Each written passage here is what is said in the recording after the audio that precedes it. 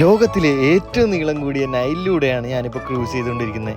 Hi guys, this is Abi. Welcome to my solo backpacking to Egypt. റൂമിൽ നിന്ന് പുറത്തിറങ്ങിയപ്പോൾ തന്നെ കണ്ണിൽ കുടുങ്ങിയ കാഴ്ച ഇതാണ്. പിന്നെ എങ്ങനെ കഴിക്കാതെ പോണേ, നേരെ ഒരെണ്ണം ഓർഡർ ചെയ്തു. ഇന്ന് നമ്മൾ ഈജിപ്തിലെ നൈറ്റ് ലൈഫ് ഒന്ന് എക്സ്പീരിയൻസ് ചെയ്യാൻ പോവാണ്. കുറച്ചു നേരം ടൗണിലൂടെ കറങ്ങി നടന്നപ്പോൾ തന്നെ നോമ്പ് തുറക്കാൻ ടൈമായി.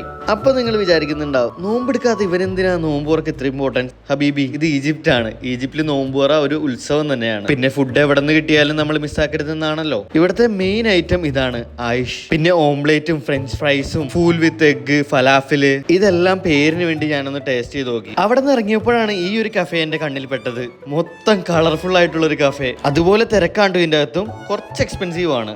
അവിടെ നിന്ന് നമ്മൾ നേരെ പോയത് നൈൽ ക്രൂസിന് വേണ്ടിയാണ്. നൈൽ നദി തീരത്തെത്തി. ഇവിടെ ഇഷ്ടംപോലെ കളർഫുൾ ആയ ബോട്ടുകളൊക്കെ നമുക്ക് കാണാൻ സാധിക്കും. അവിടെ നിന്ന് നമ്മൾ 50 പൗണ്ടിന് 1 അവർ റൈഡാണ് എടുത്തത്. നൈൽ നദിയിലൂടെ ഒരു ക്രൂയിസ്. ഇതും ചെറിയൊരു വിഷ് മൊമെന്റ് ആയിരുന്നു. 1 മണിക്കൂറിന് ശേഷം